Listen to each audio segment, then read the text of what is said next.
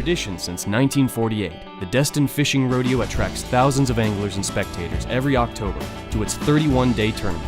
Located on the harbor behind AJ's Seafood and Oyster Bar in Destin, Florida, participants in the adult, senior, ladies, and junior divisions can test their luck daily for prizes at the official weigh-in station. Everyone is welcome at the rodeo, and tournament entry is free to all anglers fishing on a registered vessel. You can hop on a party boat, charter a boat, fish from shore, or register your own personal boat. Free fishing poles and certificates awarded to all junior anglers. Tens of thousands of visitors travel to Destin each year from all over the United States and beyond to try and reel in the big one in our world-famous fishing rodeo. Even if you don't fish, Destin's beautiful beaches, world-class accommodations, great food, shopping, and souvenirs are sure to make your visit an unforgettable experience. Come visit us this October and see why they call Destin the world's luckiest fishing village.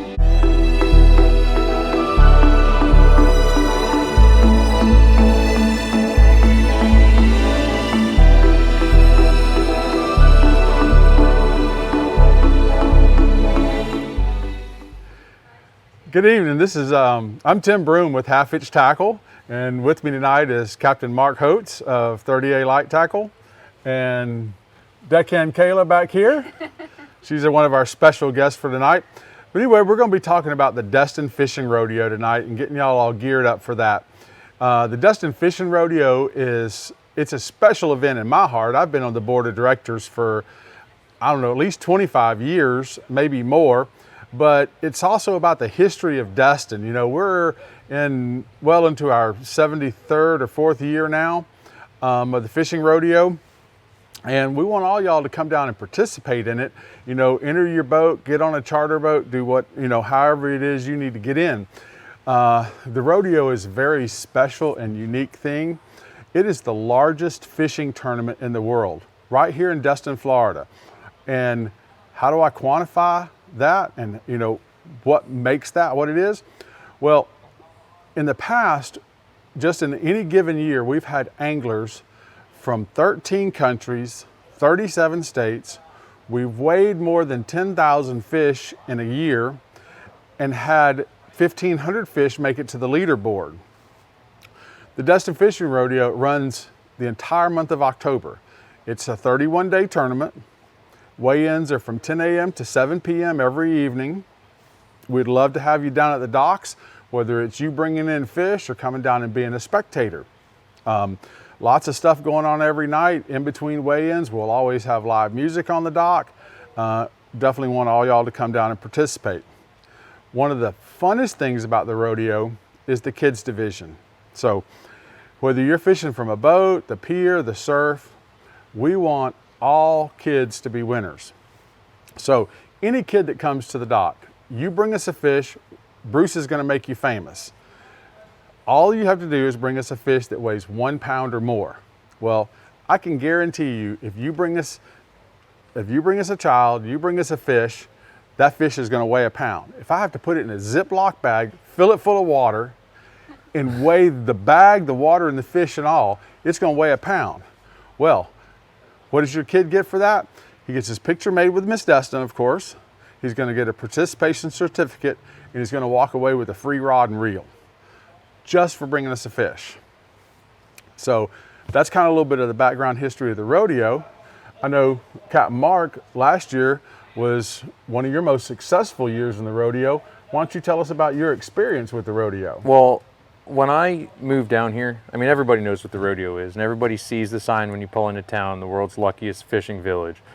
For me, all I really wanted to do was pull up to the dock in my boat. I mean, it's pretty cool when you pull up to AJ's and there's 3 or 4 stories of people and a big leaderboard off on one side and people waiting to see what fish you pull out of your box. It was just a pretty cool thing that I wanted to do and wanted to be a part of, and it just happened to work out. I think the first time I ever weighed in a fish, the first day I ever pulled up to the dock, we had 4, 5, or 6 fish that held for most of the month. My memory is that the first day of the rodeo last year, that we had the first and second place Mingo, the first and second place Scamp, and the first place Almaco all of which were on the board We- on day 31. Yep, we did have a triggerfish that day too. They eventually got knocked out. Okay, forgot about that one. But I won't, because that's the first time I've ever pulled up to that dock. So it was fun, and it's fun now that we did it as many times as we did last year to take new people out there. It's really cool to watch somebody, and I think even you had that a little bit to when we pull up there and you're like, uh-oh. And like, I know how to drive a boat, and I'm pretty good at driving a boat, but every time I pull up to the dock, I'm like, hey, nobody talk to me while I'm pulling up. There's too many people watching right now. It's just a fun atmosphere, and it's something cool to do, especially if you haven't seen it from the water before. But even then, I mean, I think there's been days where we've hung out on the docks just to watch other people weigh in fish. Yep. And I think they live stream weigh-ins also. Not that I have watched to make sure people haven't weighed in certain fish on certain days. And if you're watching, you know who you are. But it's fun it's just a really cool environment. You know, so in the rodeo, we have awards for almost everything that you could possibly catch and for every type of boat that you could fish on. We have divisions for party boats, charter boats that are 25 foot and under, private boats that are 25 foot and under. We have seniors, ladies, and juniors divisions. So almost anything that you can catch, you know, we got a place for it on the board. The rodeo is an angler-based tournament and not a boat tournament, so we want the majority of anglers to walk away with something. We have, I think it's about 13 or 14 fish that we give daily awards for. Those are overall dailies, not based on boat size or whatever. But we have all these daily awards. There is, for the most part, you know,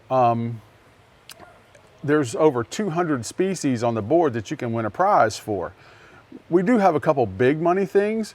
The king mackerel division, you pay your entry to the rodeo, and for an extra $100, you can enter into the king mackerel Calcutta. And normally that first place king mackerel in the Calcutta is going to win $10,000 or $15,000. And then we have some special awards. You know, we have for the Maid of the Year awards. We also have in all the different categories that charter 25 and under, party, private boat 25 and under, a Captain of the Year award. And my guest here, Captain Mark, well, he just so happens that I think he walked away last year with the 25 and under charter boat Captain of the Year. Tell me about the award you won for that. So every year they, I guess, gave out a trophy beforehand, but this year, best prize yet, in my opinion, was the Captain of the Year Rodeo belt buckle, which I may or may not wear more than I should, but it's pretty cool. You know, one thing though that you brought up that I did want to say, you said it was an angler's tournament. Correct. So as a boat captain, I pay the fee. So Correct. Everybody who gets on my boat, I've already covered that. I've obviously charter boat captains already have their charter fishing licenses. So for somebody coming to town, I've already paid the entry fee. I have the fishing licenses. All you need are food and drinks to make it through the day. And then hopefully win a prize and maybe share that with your captain, maybe not. But no, I just wanted to remind some people that might not know that. Right. We also need to talk about, you know, if you're going to enter in the rodeo, well, whether you're going to enter in the rodeo or not, even if you're just going to come down to the docks in the evenings and watch this spectacle that goes on down there, you kind of need to look the part. And we have all kind of rodeo gear. Kayla, you want to show us some of the things that we got? Absolutely, I do. You know, So this year's main rodeo shirt, this is what we're looking at. It's an awesome design that actually Mr. Tim Broom over here came up with. And you will, I'm sure when you're down, you'll see everybody grabbing one of these. This would definitely be something that I would want every single year. Like you said, whether you're actually weighing in a fish or whether you're just coming down to be a part of this really historic event that, you know, so many people all around the world do know about. So, you know, there's every year it seems like at some of the craft fairs here in town, you'll see one of the local ladies who have saved up rodeo shirts for the last 30, 40, 50 years and make these into collector's quilts that sell for thousands of dollars. This just another one of our rodeo We've designs. got a few new designs this year. And you guys, whenever you come down to the rodeo docks, there is a trailer set up, and you can go and visit all of the awesome volunteers.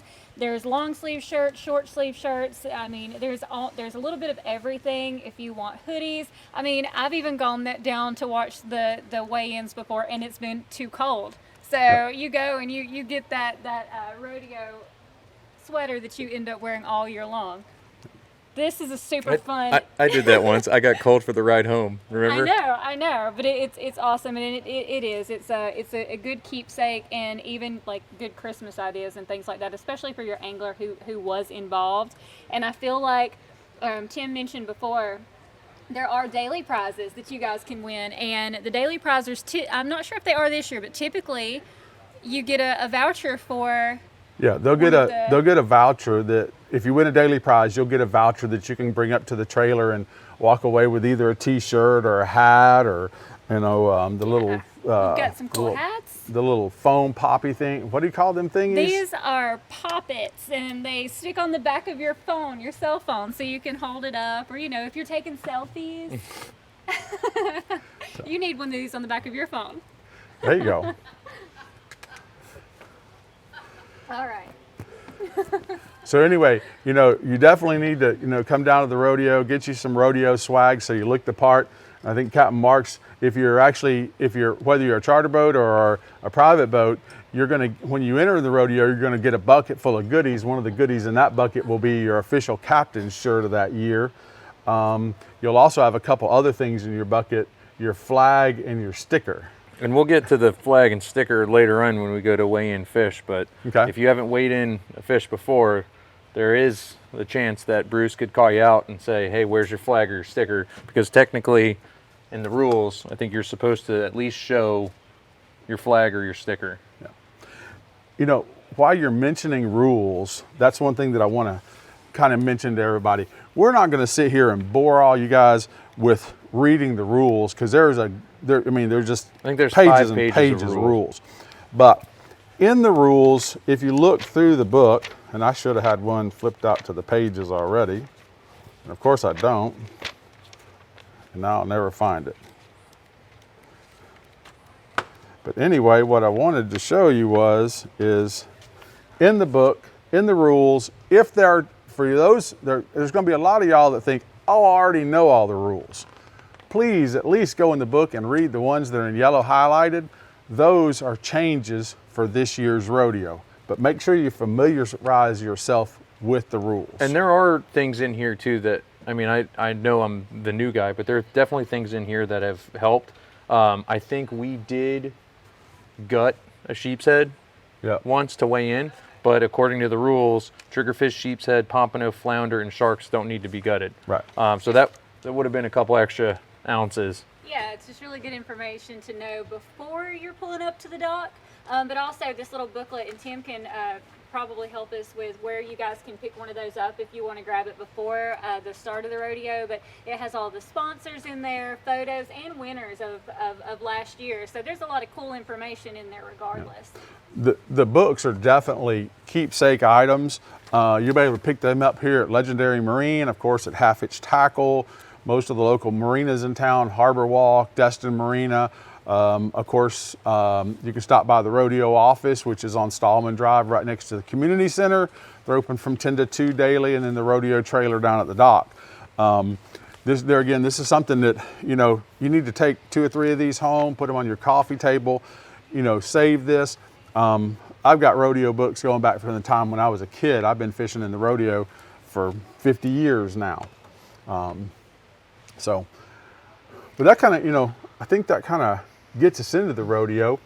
I know you had some stuff you wanted to talk about prepare, before we actually talk about how to fish and where to fish and those kind of things. What are the things that we need to do before we ever leave the house that first time? And I think, like you said, we're going to talk about tackle, species. I don't know if you're going to bring up many of my locations, but we're going to cover a lot of stuff over the next hour or so, I guess. But for me, and this is going to come off weird, I went to school for engineering. And I don't know what it is, but lately, I guess the more you run a boat, boats are going to have problems, things are going to go bad, but there's a lot of it that can be prevented.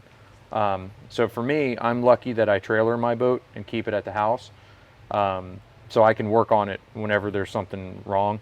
But there's a lot of things too that my friends and buddies are calling me up saying, hey, this is going on, this is going on. But for me, before October, there's probably a good number of things that I would want to do to my boat.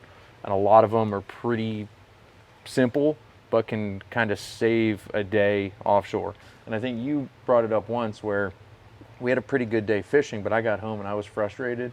And I was like, well, we didn't catch what we wanted to. And you were like, well, you did fix the boat and get us home. Exactly. So there's a couple things, and even like as far as taking some basic tools with you to fix the trolling motor that's going to break, or your power pole that deploys randomly.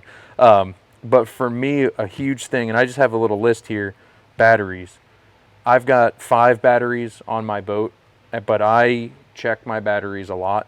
And that's, if you don't have a battery checker, you could take the battery out, take it to any auto parts store and have them check the cold cranking amps of your battery. I've gone through, I guess because my boat's now getting a couple years old, I have some battery issues, so I'm pretty well on top of that. And I charge my batteries a lot. I've got onboard chargers for my trolling motor for sure, and when your motors are running, you charge your house batteries, but I have an external battery charger that I'll plug in every now and then and just make sure those batteries are topped off. And they're smart chargers. They're like $90 on the internet, but it goes, I mean, $90 on the internet to make sure your batteries are good.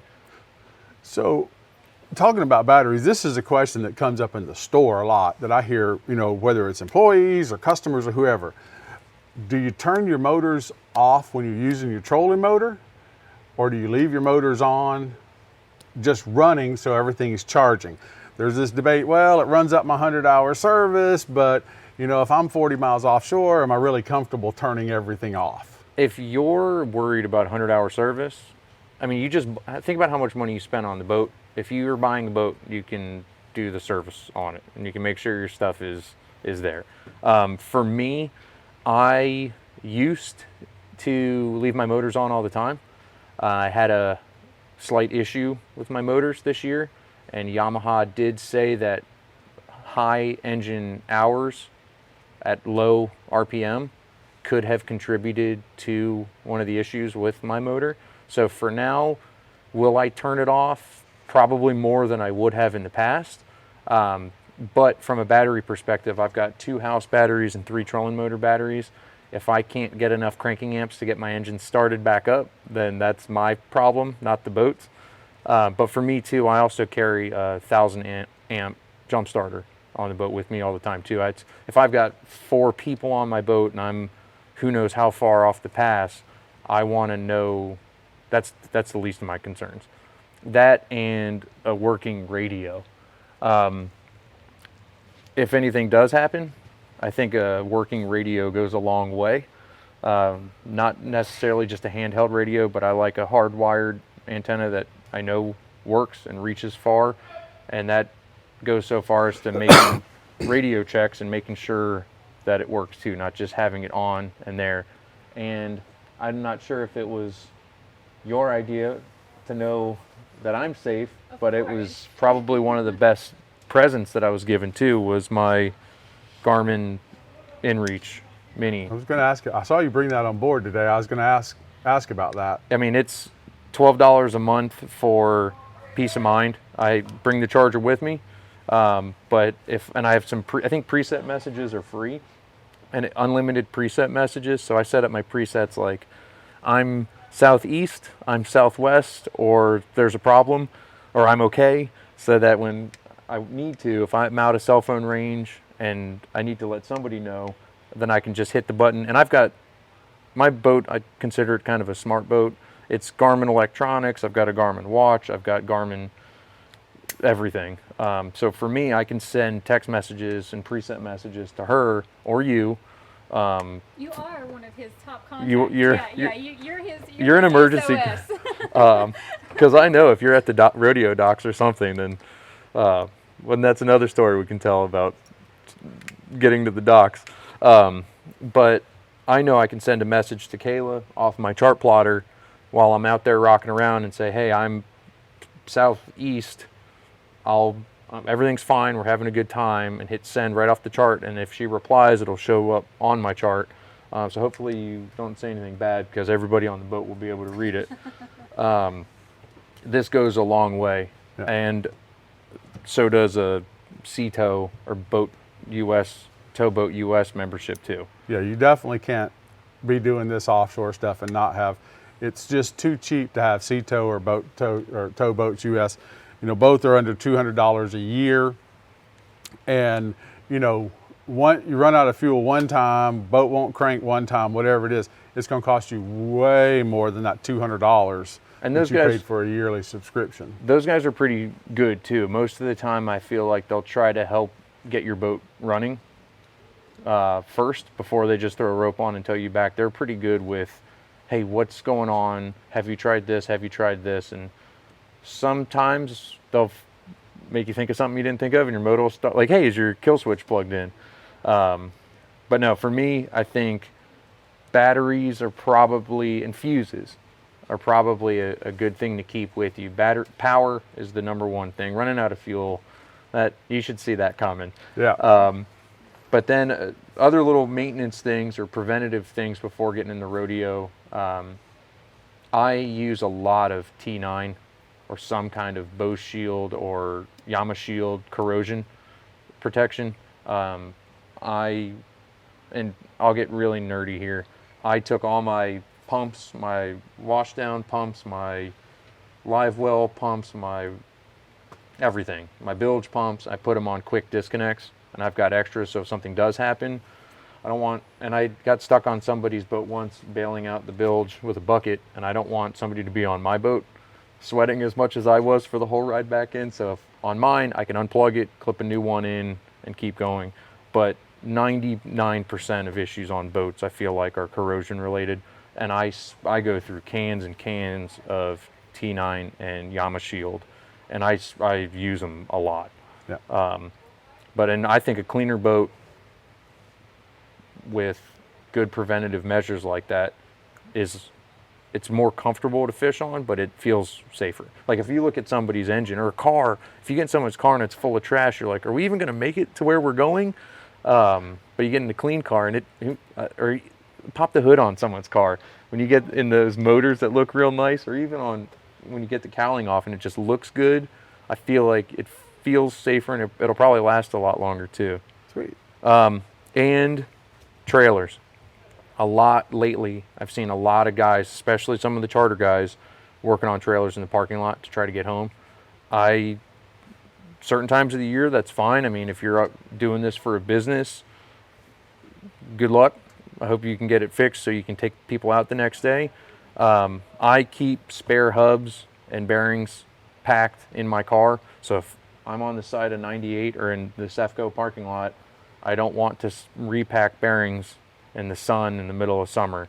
But especially in a rodeo, I mean, some of the days are long. I mean, we've spent some pretty long days out there.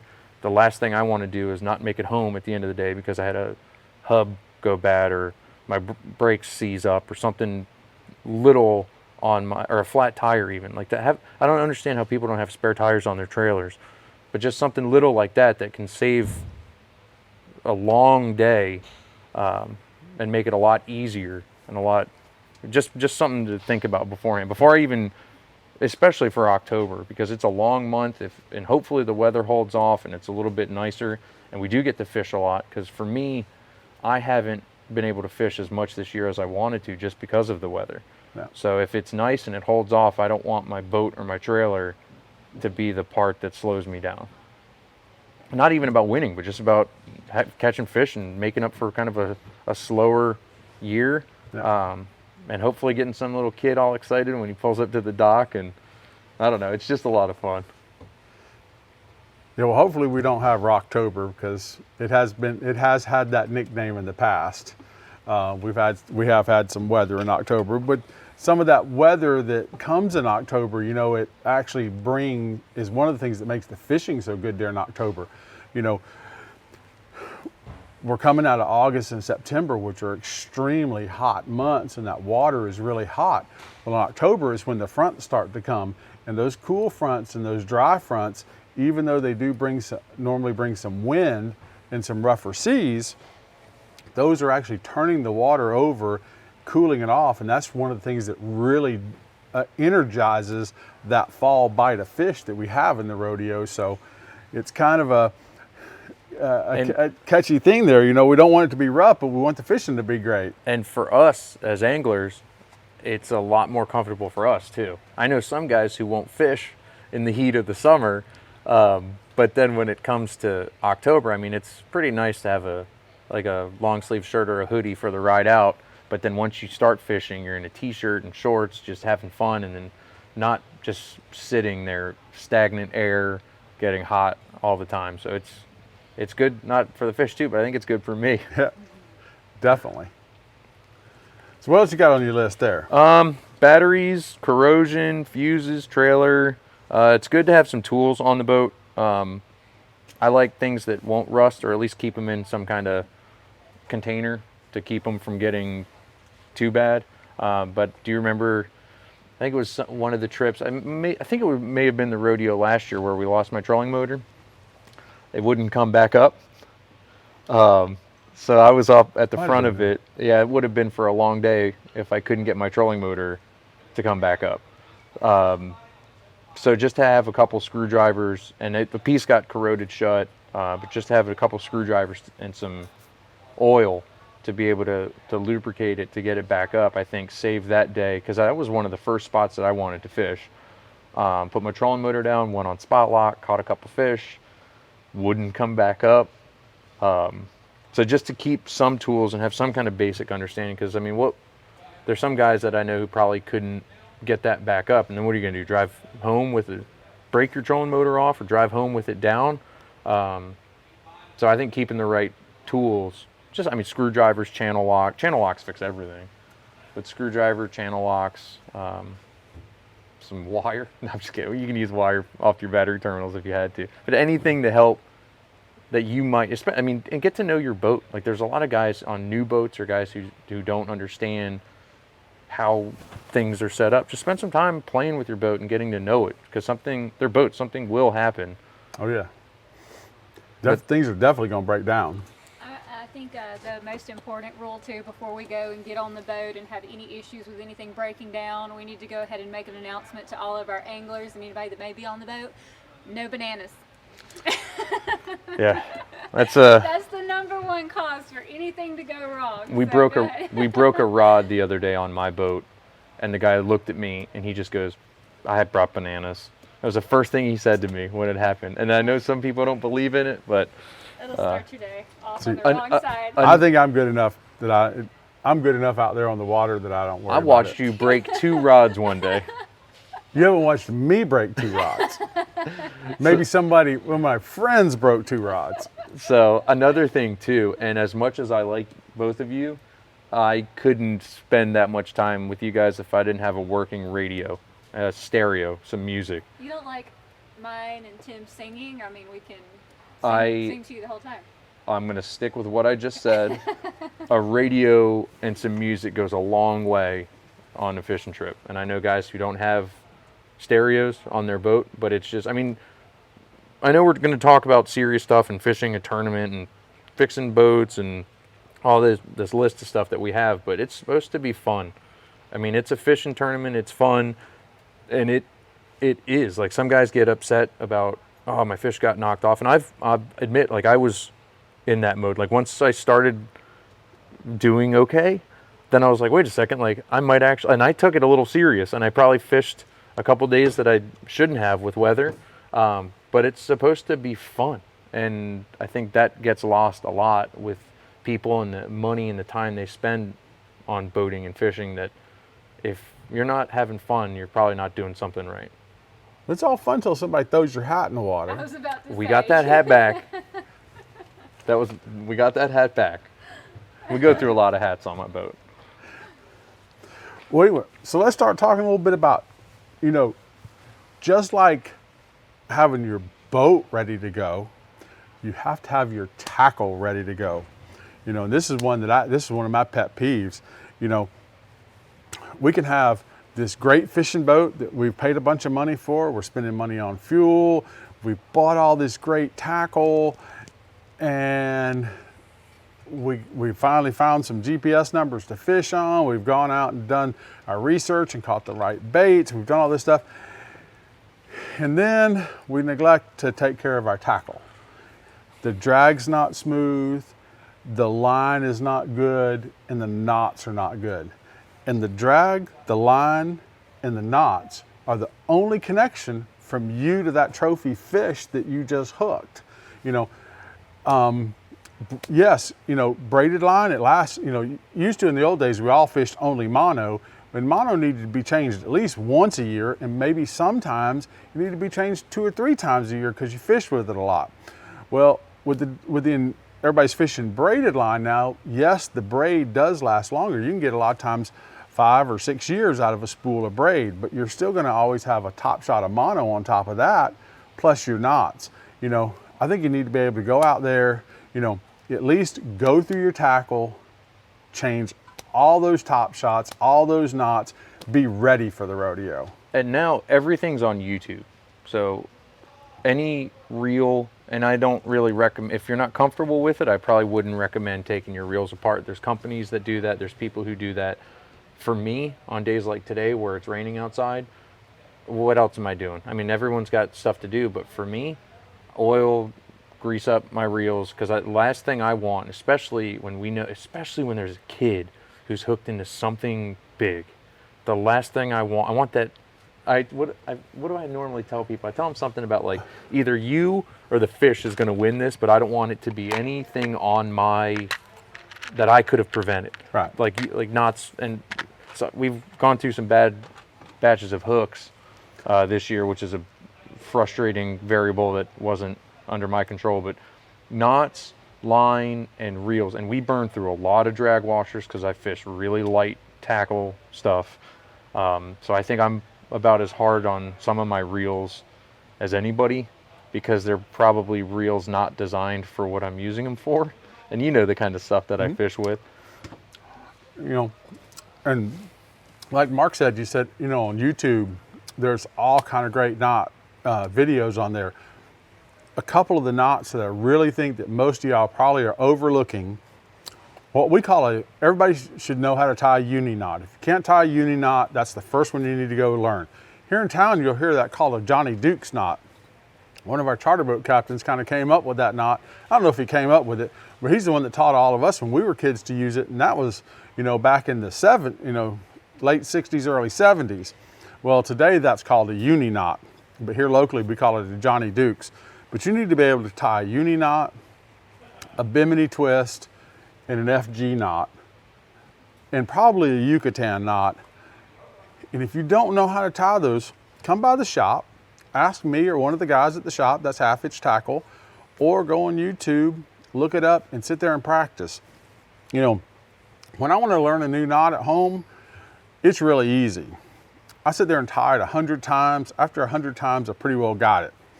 Well, I know we'll be sitting there on Sunday night, and my wife's gonna have something on TV like 90 Day Fiance or Save the Dress or whatever. I thought that was your favorite show.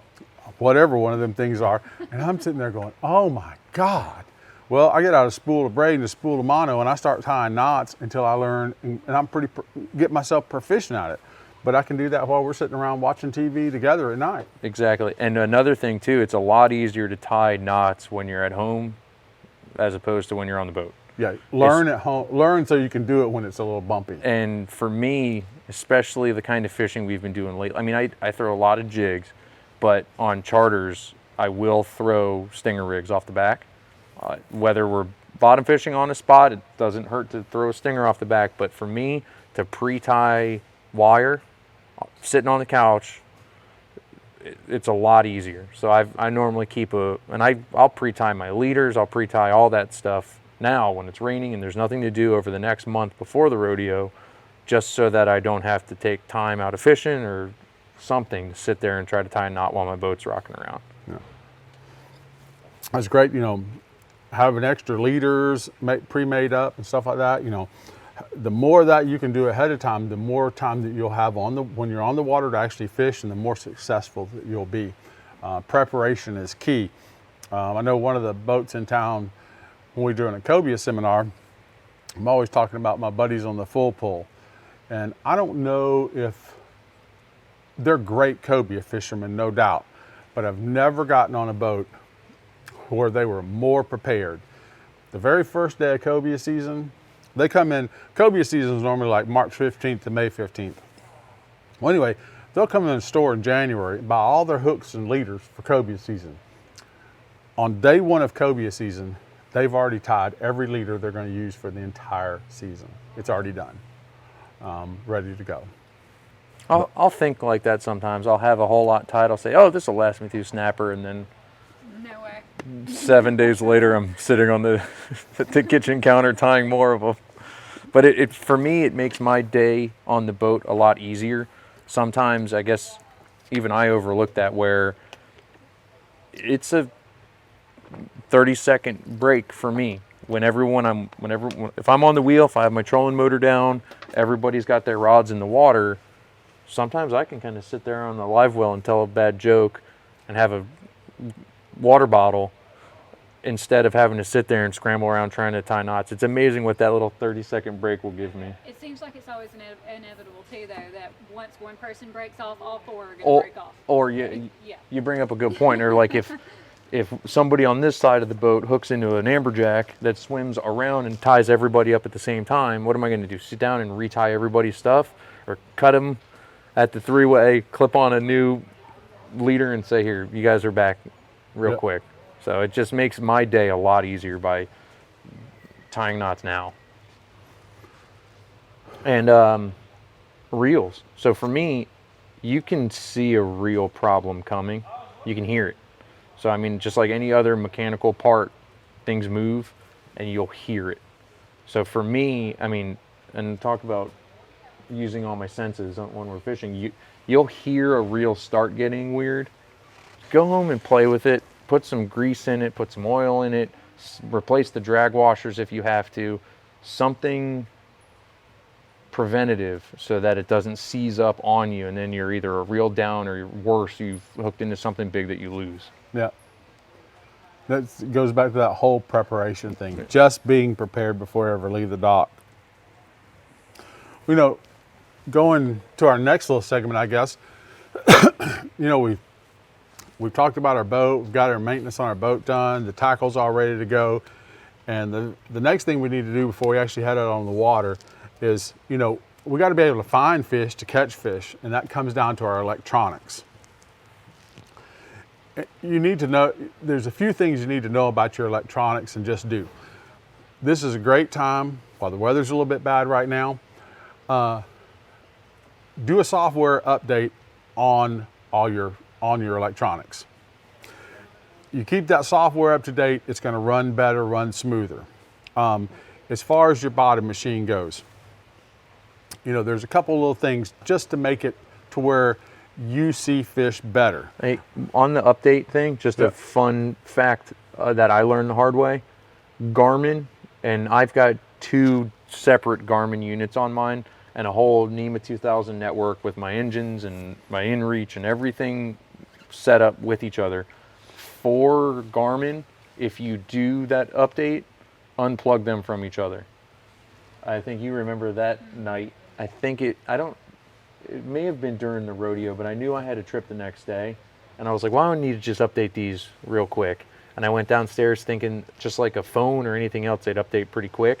4 hours later, I was on the phone with Garmin, and they said try unplugging them and update them individually, and they updated in about 30 seconds. But they got stuck, and they don't like to update while they're plugged in, and they're plugged in from a Cat 5 Ethernet cable and on NEMA 2000 to the backbone. So I unplug every time I do any kind of maintenance on those. I unplug my Garmin units from them each other. That's a great tip. I think, like, to Tim's point though, don't wait till the last minute. Yeah. Go ahead and do it Yeah, now. 'cause that was- You're not pacing up and down the stairs. It was and like calling everybody 11 the night before. It was 11:45 at night, and I get up at 3 when I go fishing, and I was like, I'm gonna be cranky tomorrow if I don't figure this out now.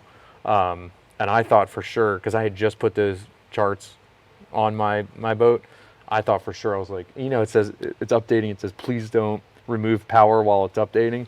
I was like, you know what? Here we go. I hope I didn't just turn these into bricks. And luckily figured out a way to get past that. But that's, unplug them before you try to update them. Great tip. Other things on your electronics, to get the best picture of the bottom and what you're looking at, when you're running, you want to set the scroll rate pretty fast so that the transducer is pinging very quick, because you're moving quick.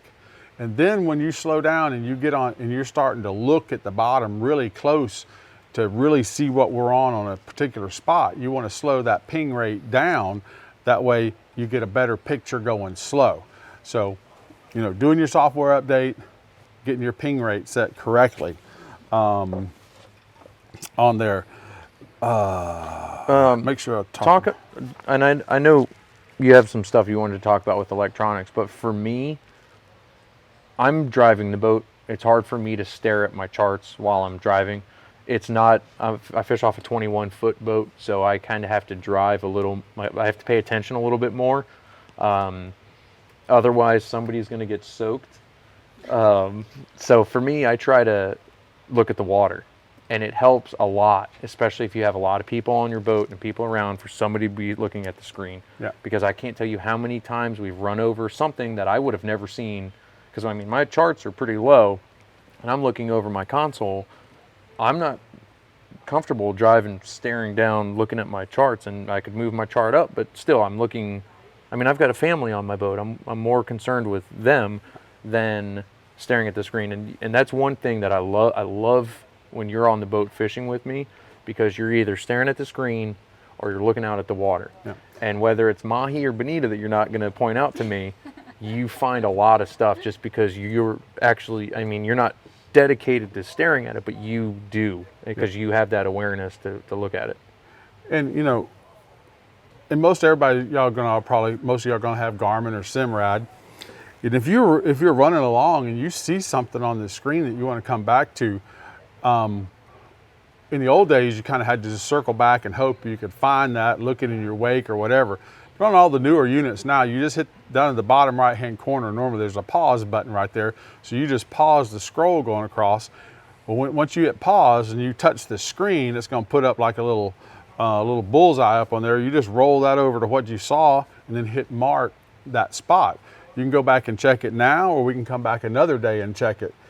If you're not going to check it right then, name it something. Check Mingos, check triggers, whatever you think whatever the mark you think it looked like. Just give yourself some idea. Don't just have a bunch of just dots all over your screen, because you can end up with, over the course of a couple years, you got so many dots, you don't know what anything is. And I guess that's one I didn't even put in my notes. When you're sitting at home or when you're fishing, make some notes of what you catch off the spots. When you look at, whether it's my phone or the chart on the boat or whatever, there's symbols, and the symbols mean something to us. And y'all don't have to all use the same symbols, but have a symbol that says, okay, this is groupers, and another symbol that says groupers and snappers, and another symbol that says, okay, this is triggerfish, and so you can easily, as you're running along and you're looking at your chart, you can see in a given area what's coming up in front of you. And you can filter based on symbol too, on Garmin's. And I'm sure you can do similar things, but for me, that's, a lot of guys will get on the boat and they'll be like, I want to go catch an amberjack, and I changed all my high relief or steel places on there to a certain symbol. I don't think I've shown you this since I did this, but it kind of, and you can go in there and filter by symbol and show only that. But we have an idea of what we want to catch when we go out too, but sometimes you get to a spot and it's not the species that you want, but there's other fish there too. So you don't, I'm okay at fishing, but sometimes you catch what's there. Absolutely. So another thing on your electronics, your gain. Everybody does it. Everybody has a little different idea of how they want to do it. For me, I turn the gain all the way up and I filter back to where I get a pretty picture. Some people turn the gain all the way down and work their way up. I just feel like I get a better picture working from very high gain and working my way down. Any different for how you work that, or? A lot of it now, some of the newest software updates have pretty good auto features, but one thing I do a lot, and when I get on other people's boats, it's surface noise. So many people have so much extra noise on their charts. And I keep going back to Garmin just because that's what I'm comfortable with now. Removing all that extra noise makes it a lot easier to identify what kind of fish they are. And are you using the gain to get rid of the noise? What are you using to get rid of the noise? The new software update on the Garmin's has a noise rejection feature that I can kind of go through. And there's a couple steps in there, and it can be kind of confusing on how to get around to it. Auto functions work pretty well if you're not the best with technology, and I hate to throw my parents under the bus here, but if my parents were on a boat, I'd say run auto. Run with what is on there, and the more time you spend on it. And I think something that helps a lot, if you know what you're looking at on the chart, it's a lot easier to catch the fish. Like how triggerfish will act a certain way, where amberjack would be, where the snappers are, what it would look like if there were groupers there, and what it'll look like after you catch groupers. A lot of little things like that I think separate some guys from being okay fishermen, and if they had a little bit more awareness on that, or somebody to tell them, makes fishing a lot easier and a lot more fun too. Because if you're like, hey, this looks familiar, I think this is probably what this is, use a smaller hook, use a longer leader, try this, and then all of a sudden the rod doubles over and you're like, I feel like a genius. Nice. You know, if you have a Garmin unit and you haven't downloaded the Garmin Blue Charts G3 Vision, it's $279. You absolutely have to go do it. I mean, it's some of the best money you'll spend on your boat. To give you shaded relief, you see so much more on the bottom. You don't just have contour lines on your machine, but you actually have shaded relief on the contours. There's more ledges out there. There's ledges and rocks and rock piles, and there's more spots than you could ever fish. Yeah. For you Garmin guys, it's the Garmin G3 Vision, or Blue Charts G3 Vision, and the area you want is Tampa to New Orleans. For all you guys who don't have Garmin's, you're going to need to download the Seymour charts. It's the same thing as the Garmin stuff. It just has a different coloring, and it works on the other units that are not proprietary. The only unfortunate thing is the Seymour charts are $700, where Garmin's are a little less than $300. And the big advantage of Garmin's, and I just redid all the electronics on my, well, I guess that was over a year ago now. I chose Garmin because of the app on the phone. Yeah. Because, yeah, I mean, it helps to have all that information on the boat. And if you kind of know where you're going in the morning, hey, maybe I'm going southeast, then I kind of want to go here, here, here, but to sit on the couch the night before with a cocktail and a scary movie and your puppy to kind of look around and be like, oh, well, here's where I caught this fish. But, whoa, look at this right next to it. Let's mark this and maybe mark this. So, like, for me anyway, I like to have a couple spots that I want to go to that I know I can catch fish on, and then maybe check off some things I've never seen before. And if those aren't working, go back to the next good one. But you're, especially guys who are buying charts and buying public numbers or buying numbers from people on Facebook and stuff like that, it's too much to go through. But having some numbers, some waypoints, and a good bottom image like the one from Garmin, which I still, every time we go out, I hate telling people, hey, go to this, because there's all my favorite stuff is on it, which is good. Every charter boat captain in town, though, their favorite stuff is on it. I know, and I find almost every day that I go out, I find something new. But a lot of it is just sitting on my couch, looking at it, saying, oh, here's something I've never seen before. And then when I get on the boat and power everything up, when I open up the app on my phone, it just instantly transfers and syncs everything together. You say app on your phone. So what is that app you're using for Garmin, and what app would you use for other units? So I use the Active Captain app on my phone for Garmin. The Active Captain app syncs everything back and forth as soon as they're both turned on.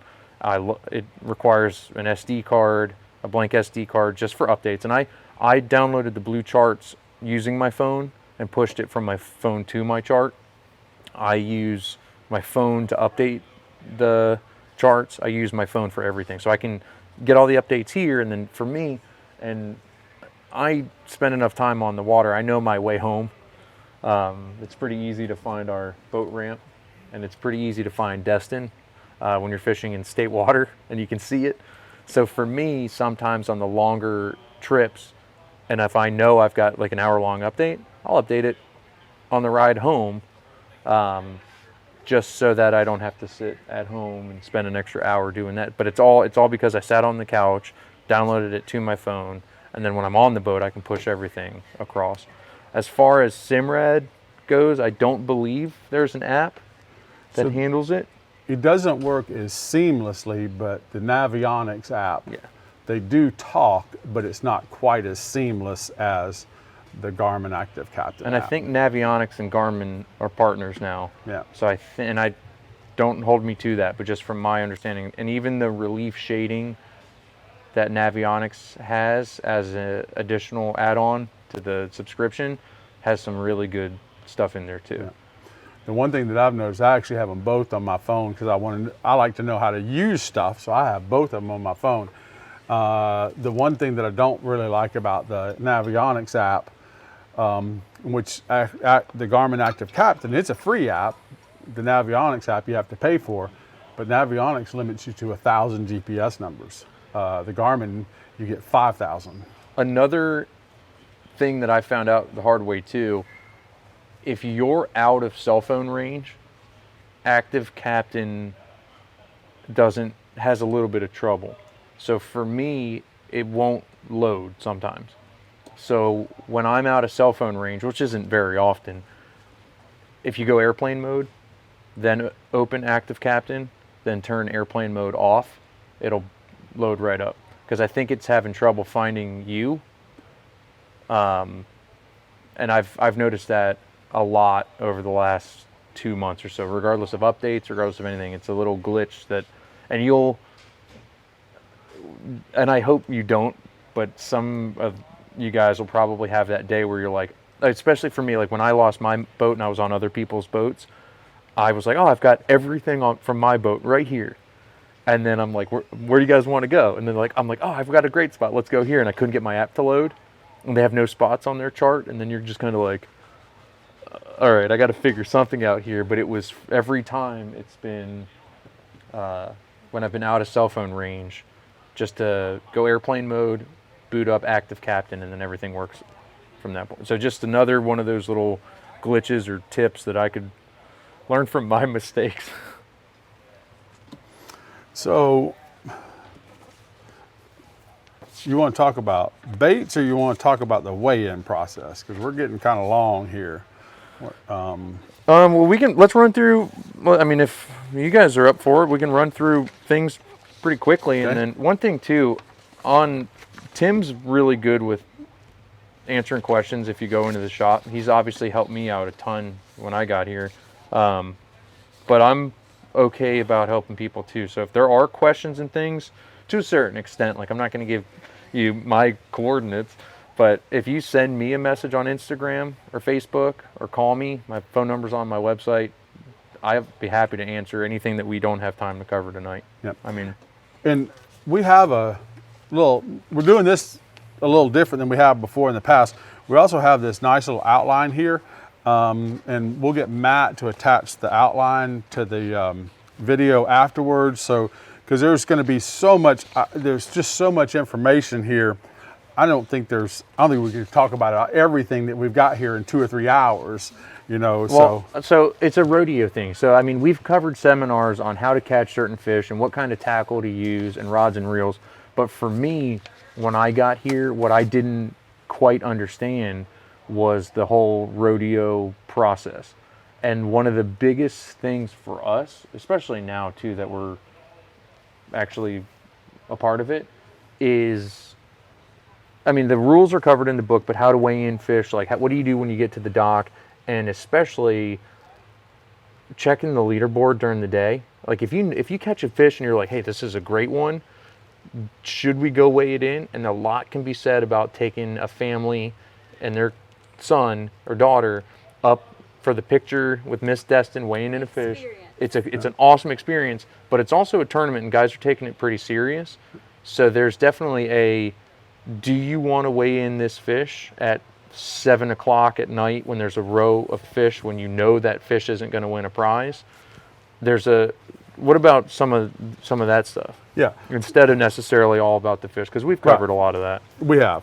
I think that's great. So we'll do that, kind of how the weigh-in process goes, and then we can talk about, I think it's real important to talk about icing fish and how to have quality weight once you get there. But the app thing is great. You mentioned the app, which is, you can do it from DestinFishingRodeo.org. Go to the website. We also have a working app.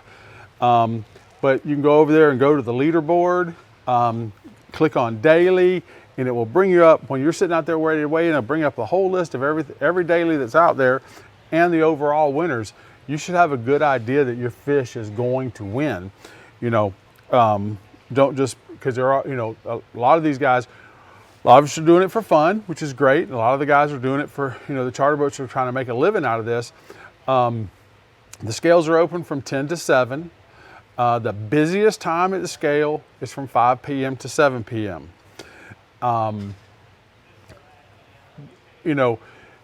During that time period from 5 to 7, the charter boats do have right of way. They have passengers on board. They need to get those passengers back, get the fish clean, get them all out to dinner, turn around and do it the next day. So from the 10 a.m. to 5 p.m., it's first come, first serve. We normally try to have a weighmaster, or not a weighmaster, but a dock master out there, especially on the busy weekends. But having having etiquette when you're pulling up to the dock to realize who's sitting out there in the harbor waiting to weigh in. We weigh fish some nights till 8 o'clock. You just have to be in line by 7. And something that came up earlier tonight was having your flag and your sticker. That's how the dock master knows that you are actually a rodeo boat and not just somebody trying to get up on the dock and do stuff. You need to have these displayed, or at least one of these displayed on your boat where the weighmaster can see, or the dock master can see it. And it's, most of us know how to drive boats and we're pretty good at it. It's a lot, depending on what the water's doing, it can be difficult when there's 15 boats waiting to weigh in to hold your position, because boats are drifting around. There's big boats, there's little boats, there's guys who don't know how to drive boats. You got a trolling motor. And I do, but other boats don't. So when there's a 40-foot boat drifting back and forth next to me, who's in front of me, I'm just sitting GPS locked on my spot, and then there's 4 other boats behind me. Timing is a lot, and I'm lucky on charters because most of the time for me, I'm fishing a 6-hour charter. I'm there at a good time to try to weigh in some fish before everybody shows up. Sometimes I show up a little bit later. It can be pretty hectic, pretty late in the day, but it's a tournament, so people are trying to catch fish. And please, everybody, in your captain's bucket, you are going to have weigh sheets, and you're going to get 5 or 10. Well, if you're thinking you're going to fish every day, run some copies of that thing. You're going to have weigh sheets in your bucket, so when you get to the dock, have a weigh sheet filled out for every angler and every fish before you get there. Prior to getting to the dock, have those tickets filled out. It will save a tremendous amount of time on the dock, because a lot of times we got 10 or 15, 20 boats out there where they weigh in, we need to turn and burn. So having that paperwork filled out. Another big thing, it's in the rules. Mark touched on it earlier. Your fish need to be gutted. Yes, there's 5 species? What was it? Flounder, sheephead, trigger, pompano. Maybe only, there's 4 or 5 species that you don't have to gut. Everything else needs to be gutted before you get to the dock. If the dock is busy, the weighmaster has the right to turn you away. Either put you back in line, and he's gonna put you at the back of the line, but have your fish gutted before you get to the dock. Triggerfish, sheepshead, pompano, flounder, and shark. Yeah.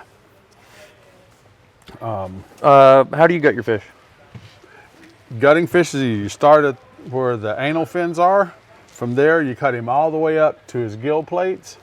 You reach in, grab the guts right there at the gill plates, cut it, throw it out. Make sure that it's gutted properly. If they check your fish and it's not gutted properly, they have the right to disqualify your fish. It's on you to do it right. And then apologize to Miss Destin for throwing a gutted, bloody fish onto the dock, because Miss Destin is always very nice and good looking and happy, and then you throw a nasty, bloody, gutted fish up there all So over you're her. saying if we had an ugly Miss Destin, we could throw fish at her? I'll have to think about that. I'm not saying I can't answer that right now. Okay. Don't throw fish at Miss Destin. No, she will throw you back in the water. So, all right, so let's think about it. So you caught a big fish, you check the app or the website, and you say, hey, this fish is in first place. Like I keep a digital scale on my boat so that and we'll normally, I won't gut it as soon as we catch it. I mean, some of the fish I probably would for preparation to eat later, but for the most part, we'll get this fish into the boat. If it's legal, it's the right species, it's a good tasting fish, we'll measure it, we'll weigh it, and then when we weigh it, we'll probably, if we're in cell phone range, we'll check the website, see if it's going to count, see if it's worth going to the dock, drive back into the pass, gut it there at the no wake zone probably, and then pull up to the dock, get in line, pull up to the dock, throw it at Miss Destin in a nice way. Smile, take pictures, celebrate, laugh. And there's, like I said, there's 200 places on this leaderboard where we can put these fish. And let's say king mackerel. Well, king mackerel can go a lot of different places. Okay, you've got the charter 25 and under. Most of you guys are going to be private boat 25 and under. So that's your first choice. Now you can only put it in one place. So this is where you need to have studied that app before you get to the dock, and you're going to declare where you want to weigh this fish. Am I putting it in the private 25 and under? Am I going to put him because it was caught by a female that was a junior angler? Do I want it to go into the ladies division? Do I want it to go into the junior division? Or maybe it was caught by a senior. Know where you're going to put it, where your best chances to win, because once you declare where it's going on the board, you can't come back the next day and go, oh no, we really meant to put that. We put it in the overall, but we meant to put it in the kids division. The only time one fish can win 2 prizes, it can win the division you put it in, and if there's a special Calcutta like the king mackerel, that's a bonus division. It can win the bonus division plus the overall division, but it can't win junior angler and lady angler. It can only be put in one spot. So know where you're going to put that fish before you get to the dock. That will save you a bunch of time too. We had another one last year where you caught a potential winner on a kayak. Mm-hmm. And we were like, wait a second, because we live on the far east end of the bay. Kayla's not going to kayak all the way around. So we put that fish in a bucket, and I drove her and her sheephead all the way across 98 and walked up to the dock with that fish in a bucket. Mm-hmm. So yeah, there's boats in line waiting to weigh in, and sweet Kayla here with a fish in a bucket who parked at AJ's and walked down with her car. Well, plus you got the guys that are Pier Bridge Surfing Jetty. There's a lot of the charter boats, they're going to pull directly up to the dock. Most of the party boats, they don't pull up to the dock, they go to their slip, because they may have 20 guys out of 100 that were on the boat that day. Well, they bring a garbage can of fish up there and they got all their fish marked. So there's a lot of people coming to the dock plus we have all the kids that can win free rods and reels that are fishing off the dock. There's plenty of people that are there to weigh in fish that are not necessarily on a boat. It's just, I mean, I've been a part of it now for a little bit, but it's just a really cool environment. Like there's something to be said about the people there watching. I mean, it's the harbor. I mean, you guys have seen how many people are at the harbor on any given night. It's pretty cool to show up, especially late there when all the boats are showing up, all the guys who are really serious about the tournament, and then to hoist. I remember the sharks from last year, some of those 400-pound Makos. Yep. And then it's just a really cool environment. That coupled with your live music in the background, and everybody really is having a great time. I mean, from the smallest child to me. Yes, I mean seriously, it's a cool environment for everybody. Yep. And so we talked about boats and your tackle and everything getting ready for the rodeo to do this thing, the weigh-in process. I'll tell y'all a little story. This has been 20 years ago probably. But anyway, at the time I was the weighmaster for the Hog's Breath Cobia tournament. Well, one of my buddies shows up and they've caught a cobia that should have won the cobia tournament. Their fish weighed 89 pounds. Well, when they got to the scales with their fish, of course, at the time, Hog's Breath wasn't on the water, so you had to bring all your fish to the scales. Well, they show up, they got the fish in the bed of a pickup truck. Well, it's got 3 gaff holes in it. It's wrapped in beach towels. And they're kind of damp. Well, we hang their fish, it weighs 89 pounds. 30 minutes later, Miles on the data man shows up. Well, he's got a cobia. His fish weighs 105. Well, the 89-pound fish was at least 8 inches longer and considerably fatter. But when Miles brought his fish in, it was in a cooler filled with ice with a slush brine and salt water. And his fish had actually been netted. Whenever you gaff a fish, it's going to lose 10% of its body weight in the first hour if you don't do something to stop that from happening.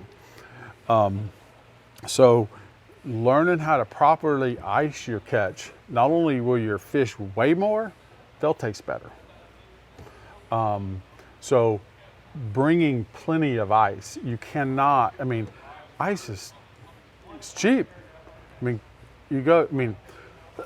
sell ice at the store, of course. We sell bagged ice. Bagged ice, like I said, we sell at the store really expensive. Just $2.39 a bag. Pull into Harbor Walk. Little girl's gonna come out there and ask you what you want. Ice is $10 for a giant tub. It's a heavy tub. And she's gonna go and she's gonna shovel the ice into the tub. She's gonna put it on a dolly. She's gonna roll it out to your boat. And she's gonna help you put it in the boat. And in most cases, I bet that little girl is stronger than you are because she lifted so many tubs of ice. So a tub of ice is $10. Don't be stiffing the little girl at Harbor Walk. Give her 20 bucks. She worked hard. She shoveled the ice, she toted the ice, she rolled it out there. If you get 2 tubs of ice, give her 30 bucks. Okay, that's fine. But give the little girl a dock a tip. She's working hard to keep y'all, to have winning fish in your boat. Especially during rodeo season. Oh, she yeah, is everybody's running up and down that dock so many times. Yeah. This year ice has been hard to come by too. I don't know what it's been like at your shop, but We've been out of ice a lot. Over on our side of town, there was, 2 weeks without ice. So for me, I've been freezing a lot of buckets, and bags of ice and buckets of ice are great, but when you can't get them, there's something to be said, I think, about 5 buckets, and those little buckets that when you don't have a aerator or a shrimp bucket, and you buy one from the shop, Little bait buckets. Little bait bucket, those make fantastic because they've got a nice little handle on them. You just put that in a freezer, freeze some of those, throw them in the fish box, put a bucket of, like a 5-gallon bucket of salt water in it, and you've got that cold slush. That makes a very good. The only problem is just don't put the water in it until you have fish in it, because those blocks will move around and crack the gel coat in your fish box. Yeah. But having a like Mark was saying, having a slush brine, you need some salt water in there. The salt water lowers the freezing point of that ice. The ice you can burn your fish with, the meat's not as good, but if you have them in that nice slush brine where you got ice, whether it's solid ice, chipped ice, bagged ice, and salt water all together, your fish are going to keep better. They're going to weigh more when you get to the dock. That fish you'll see the difference. It'll feel like the fish is frozen solid when you pick it up. Yeah. But all this stuff we're covering tonight is to make you have a better rodeo experience. I'm telling you, you need to come out and fish in this thing. You need to enter your boat. For most of the private boats, it's around, I think it's around $275 to enter in the rodeo for the entire month. There's lots of opportunities to get in the rodeo. You've got. Well, plus, I mean, not to cut you off, but the fee to enter, I mean, you get shirts and koozies and you get a bucket worth of stuff. Yeah, you usually get at least half your money, if not all your money, back in your captain's bucket, because you're going to, like Mark said, you're going to get a bucket. You get captain shirts, hats, and free food and drinks at the captain's parties, and it's just a cool environment. And of course, that's another thing. We have the captain's party, we have the awards party. You get drink tickets. You get 2 to 4 drink tickets at both of those, plus 2 dinners out of the deal. It's a great deal to fish in the rodeo. It's a great deal of fun. And like I say, you can do a private boat. We got kayak divisions. We got pier bridge, jetty and surf, all kind of charter boats, party boats. We're looking at adding a fly fish division for next year. There's just a ton of opportunities to be able to have, you got 31 days to put a fish on that board and get a picture of Miss Destin, get to be up there with Bruce and listen to his stories. I think it's an awesome environment down there. It really is. And you throw that in, we got the Destin Seafood Festival on the first weekend of October. There's just another chance to be down there and hang out with everybody. So I'd like to invite everybody to get in the rodeo, come down, join in the fun, make it happen. Yeah. Well, guys, we appreciate y'all listening to us tonight, and we hope we gave you some good tips and you learned a little bit. Like I say, we're going to have some slides on to go along with the post.